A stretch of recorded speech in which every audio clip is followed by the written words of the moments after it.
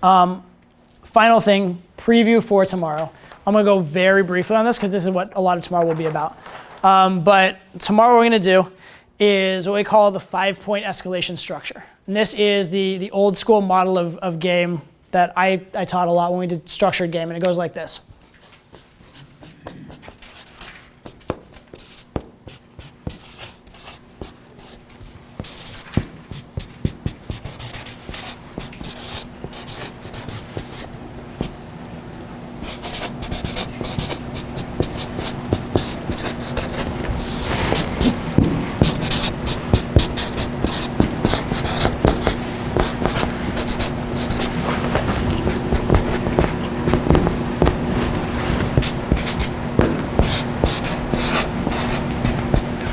Okay. So this is a general idea. Open, you have to start off getting her attention. And actually, the start of tomorrow, I'm going to do an hour-long like sort of manifesto on opening and hooking. So we're going to do a lot of stuff with these two. Open, you have to get her attention. Hook, you have to get her to decide that she'd rather you stay than that you leave. And even beyond that, ideally, if you're a bit better, that she's willing to do work to keep you there. She's willing to invest to keep you there. So that's what the hook is. Once she's willing to invest, now you can start to connect. Before she's willing to invest, a lot of guys go in and they just start trying to connect right away. The girl has no incentive yet. The girl hasn't decided about you. She doesn't like you. She's not chasing you. She's not bought in. You just try to start connecting, and you're just like the epitome of the low value guy trying to be in the provider frame. It doesn't work very well, okay? So like a lot of guys lead with this and it doesn't work. This is great, but not until after the open and the hook. Okay, so emotional connection. The other thing that's important, emotional connection and physical connection are not discrete. You should be connecting physically and emotionally at the same time. You don't want to be the guy that's like talking about like how much you love each other and what you want to name your kids before you've like touched her on the shoulder, right? That's a little creepy. You also don't want to flip it and be the guy that's like basically manhandling her and doesn't even know her name, typically. There are times, but typically not. And then finally the close, whatever the particular close you're looking for is. Sometimes it'll be a phone number because that's all that logistics will allow. A lot of times it'll be a date or sex or whatever. So this is the general procedure. And the idea is there are certain waypoints you want to hit along each of these that allow for the next. It's very hard to hook someone's attention until you have their attention. It's very hard to connect until they're bought in. Right? And it's very hard to close when you don't have this because why would they allow it? So that's what we're gonna go through step by step for tomorrow. So that's a little bit of a preview. So that'll be tomorrow, is we'll go through this model in a lot of detail as well as a lot of the other theoretical models I have for how to implement all the things we've talked about today. And then we'll have at the start probably about a 1 hour open and hooking manifesto. So hopefully at the end of that, you have no issue with understanding how to open any conversation, how to get any girl talking, okay? With that said, I'm gonna wrap today by just taking whatever questions you guys have. So anything and everything, yeah. Real quick, just back to your 5-point model. You said being physical too much, you don't want to be the guy that physically manhandles her but doesn't even know her name. What did you say right before that about being emotional before being physical? I said you want to have a balance. So you don't want to be the guy that like you're naming your kids together before you've like touched her at all also. Yeah. Right? You don't want to be that guy either.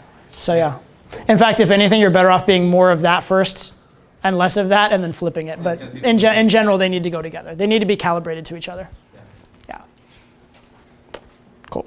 Back to the buyer-seller dynamic. Mm-hmm. So you said you gotta, willing to walk away is kind of a good thing. Mm-hmm. What about like, for example, me? Like I'm kind of too willing to walk away too quickly. Okay. I feel I can't really like. So basically, I don't go any that deep. Why do you walk away? Why do you want to walk away? Because sometimes like I'll find something I don't like to right away, and then I'll just move on to like it's not worth my time, and I'll jump over. But I do that all the time, so it usually never goes anywhere. Do you genuinely not like them, or are you using that as like an excuse? Probably as an excuse. I just never thought about it, but I realized that like for me, I'll do that to a lot of people. Yeah, I'll tell you something. When I was a virgin, I was really picky. Not really, like I'm not actually really picky, but in my mind, I could find a flaw with anyone. Right? And the reason was because I didn't want to make a move, I didn't want to step up, I didn't want to try things. And so it was a lot easier for me to like, oh no, her neck's too long. Or some weird shit, you know what I mean? Or oh no, she has like her pinky toe is like weird, right? Some weird shit, because it's easier for me to justify that than to be like, oh, I'm too much of a like, I don't want to do it, or to face a rejection or that kind of stuff. So be very careful that you're not like prematurely like rejecting her so she can't reject you. And be very careful that you're not being like such a perfectionist that you're just ruining your chance to just have a lot of fun experiences. Don't get into this mind frame that like every girl you meet has to be like your future wife or something like that, right? It's totally fine to have some fun adventures, have some sex with random girls, and then, you know, find what you like. And actually, surprisingly enough, what you think you like and what you actually end up liking might be very different.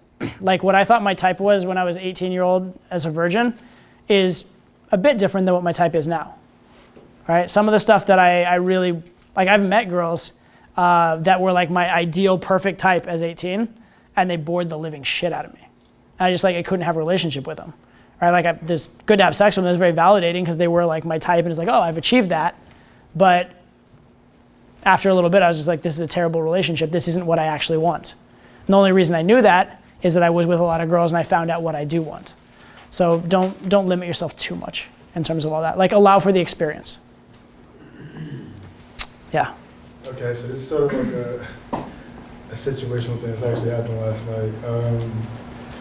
Basically, and it's funny because a lot of the stuff you're saying was confirming the stuff that I just kind of started doing. So my friend was with me, saw the girl, boom, right away. I don't even know what I said. Pulled her within like 5 minutes. It was like after 2 a.m. Okay. Bring her back to my neighbor. He's an artist and he has weed, so it's like win-win. Uh-huh. And then right when there was no like, okay, like let's go, I was kind of just like tired, and I was like, I got up and I just grabbed her and like let's go. She's like, oh, I guess we're going. And I was like, yeah. Cool. And so we're going upstairs to my place, and I'm like, she goes, where are we going? I'm just like, oh, just upstairs, right? Mm-hmm. So we're in my room, we're chilling, whatever, and I'm looking at her, and I'm giving that look, and it's funny you said about the lean, but just kind of, you know. But, so I'm looking at it, I'm just giving that really sexual look, just holding it. And then she says, and I guess maybe I waited too long, I probably did. She goes, like, I know you want to kiss me, but, you know, yada, yada, yada, yada. Now, earlier when I first stepped up to her and I was pulling her, she was like, you're not going to try to have sex with me, right? Or you're not going to, like, you know, whatever. And I was able to just kind of, like, just bypass that. But in that moment, I wasn't really sure, okay, like, how do I, like, I want to go for the kiss, I want to fuck this girl. But it's like, how do I do that without, you know, being, like, pushing her boundaries too much or going against what she's saying logically? How do I go with the emotion? Cool. So I'm going to answer that two ways. Because most of the time when someone has a question about a particular place in the interaction, there is maybe something they can do at that place, but there's oftentimes something they could have done earlier to like save themselves from that hurdle. And usually, like this, you've heard the phrase, an ounce of prevention is worth a pound of cure. So the prevention is usually the better alternative. But I'll give you kind of both. In that moment where you're already back in the bedroom, she's like, you're not going to try and kiss me, are you, or something like that. At that moment, I probably would say something kind of like cheeky, but something that indicates that I'm not going to kiss her, but that I don't have to do it right now. I'd be like, well, I didn't think, for example, you're not going to try and kiss me, are you? Like, no, not yet, right? Or something like that. That doesn't indicate that like I would never, or that like, oh, it'd be wrong if I were to try or something like that. But like, no, I'm not really ready for that yet, right? Or no, I think, you know, let's get to know each other a little bit better first, right? Or sometimes if it's the vibe's right for it, if she goes, you're not gonna try and kiss me, I'd be like, girl, when I'm gonna kiss you, you'll know, right? Or like when the time comes that I feel like kissing you, you won't have to ask, right? So you can say that kind of thing as well, which indicates like that I'm not opposed to the kiss. I am a man. I will make a move, but also like I'm not just like all wrapped up in your frame, and you don't just like have my balls on the plate, so to speak. So those kind of answers can be pretty good in that context. And then what I would do from there, if the sexual tension is very high, is I might wait just a little bit and then go ahead and do it, but I would give a little bit of pause. If the sexual tension is not super high, I might actually back off, chill out, and then just restart the escalation from scratch again and then build back up slowly. However, what I would do even more so is before that, try and set a frame where she's chasing you rather than you chasing her. Because the very fact that she feels confident enough to say that to you says that she kind of knows that she has you. Right? It doesn't mean she won't sleep with you. It doesn't mean she doesn't find you attractive. It doesn't mean she isn't turned on by you and doesn't like you. She probably all that's true. But she also kind of knows she can have it. And so from that frame, even if she would enjoy it, from the whole like Madonna whore thing, having sex with you would be kind of a loss, because it's not like a victory of value. It's kind of a loss of value. Like it's a giving in rather than a winning over. So the more that you can set the frame where she's chasing you as opposed to the other way around earlier on, the less of that kind of bullshit you'll get. Does that make sense? Little subtle pushaways. So for example, she said to you, we're not gonna kiss, right? If, for example, 20 minutes earlier, when there was an intimate moment, you'd look at her and be like, we're not gonna kiss tonight. Or I wouldn't even go there, I'd be like, we're just a couple minutes, thanks. I might be like, I really like you, I'm having a good time, but just like don't get any ideas. I don't want you to necessarily think we're gonna like have the sex tonight or anything like that. I just wanna enjoy getting to know each other. So you put that out there, and the fact that you say that indicates that sex is on your mind a little bit, but it also creates that frame where you said it first. And so because you said it first, she can't use that as her frame. It's already your frame. So if she later on goes, oh, we're not gonna kiss tonight, I'd be like, girl, I told you that half an hour ago. Just relax and chill. Like stop thinking sexy thoughts with me and just be real. Does that make sense? And then it's your frame rather than hers. Don't overdo that though. If you overdo it, then you create too many obstacles for yourself. But if you just throw in a little smattering of it, it can be very, very effective. Yeah, as soon as you said that, that actually reminded me of Yeah. a moment when I like told this girl, and I said that, like, we're not having sex tonight, Mhm. and then boom, it was just like. Exactly. So you can do it preventatively. But if you ever do get in that situation, you can always solve it too. It's just when you have to solve something, once you get to the bedroom, you don't want to be doing your problem solving there, because that's very like, it's very high risk, high reward in the bedroom. Like it's like everything's like very close to sex, and so it's like a big deal.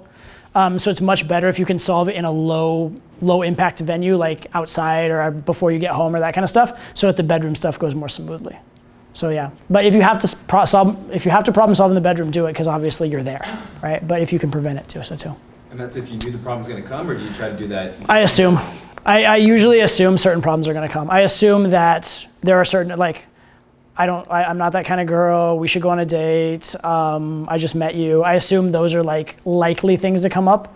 So because I've been with enough girls and I know what's gonna happen, the really common ones, I kind of like diffuse them before they happen, if that makes sense. We'll talk about that a ton tomorrow as well. Yeah, okay, cool. With that said, we're at like 10:40 or something like that, so we've gone a little long. I'll let you guys get home and get some sleep. I know a lot of you probably have work and stuff tomorrow. Tomorrow we'll meet up and we'll do the opening and hooking stuff, and then we'll do a lot of the more sort of complicated, complex, more advanced models. So I hope you enjoyed it. Hope you learned a lot. Thank you. We'll see you guys tomorrow. Thanks, guys.